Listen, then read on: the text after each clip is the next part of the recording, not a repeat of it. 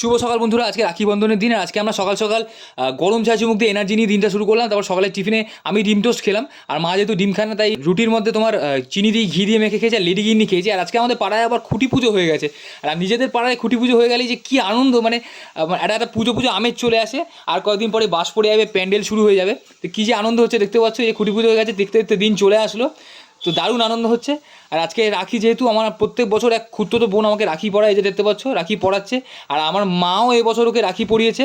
ওকে আমার মা খুব ভালোবাসে, তো আশীর্বাদ স্বরূপ আশীর্বাদ দিয়ে ভালোবাসা দিয়ে ওকে রাখি পরিয়েছে এই বছর। এই যে দেখতে পাচ্ছ আমার মা পরাচ্ছে। আর দুপুরবেলা আজকে মেনুতে আমরা ভাত খেয়েছি, ভাতের সাথে আলু সিদ্ধ দিয়ে খেয়েছি। আলু সিদ্ধ দিয়ে ঘি দিয়ে মেখে আমার ভাত খেতে দারুণ লাগে, তোমরা জানো, এর আগেও আমি খেয়েছি বলেছি। তার সাথে কাটুয়ার ডাটা ছিল, খয়রা মাছ ভাজা ছিল, দারুণ খেয়েছি। আর খাওয়া দাওয়া একটু ফল খাওয়ার বসেছে, একটু পেয়ারা খেয়ে নিলাম। আর বিকেলের টিফিনে আবার মুড়ি দিয়ে সিঙ্গাড়া দিয়ে খেয়েছি।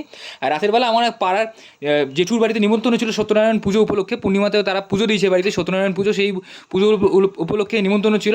তো রাতেরবেলা পুজো বাড়ির মেনুটা তোমাদেরকে আবার দেখাচ্ছি। তার আগে একটু ডেকোরেশনটা, সাজানোটা, গোছানোটা দেখিয়ে দিলাম।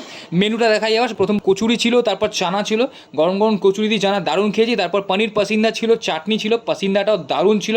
আর গরম কচুরিটা আমার এত ভালো লেগেছে যে দ্বিতীয়বার আবার গরম কচুরি নিয়েছি পাসিন্দা খাওয়ার পরে, দেখতে পাচ্ছ চানা দিয়ে। তারপরে যে দেখছো আস্তে আস্তে ব্যাচ ফুল হয়ে যাচ্ছে, লোকজন বসে আস্তে ধীরে শান্তিতে খাচ্ছে। এই যে দেখতে হচ্ছে পুরো ব্যাচ ফুল হয়ে গেছে। হ্যাঁ, দেখতে ভালো লাগে বেশ। আমি নিজেও খাচ্ছিলাম, আমার ভিডিও করছিলাম, পাড়া প্রতিবেশী সবাই একসাথে বসে খাচ্ছি। তারপরে পোলাও এসছে আর আলুর দম ছিল। এই যে দেখতে পাচ্ছ পোলাওটাও দারুণ হয়েছিল। বাসন্তী পোলাওটা এতটাই ভালো হয়েছিল যে দ্বিতীয়বার আমি আরও একবার নিয়েছি। আমি নিয়েছি, আমার মাও নিয়েছে, আমার বাবাও নিয়েছে। এই যে দেখতে পাচ্ছ। তার সাথে তারপরে পনির তরকারি ছিল, পনির তরকারিটা দুর্দান্ত হয়েছে। পনির দিয়ে পোলাওটাও খেয়েছি, অনেকটাই খেয়েছি, বেশ পেট ভরেই খেয়েছি।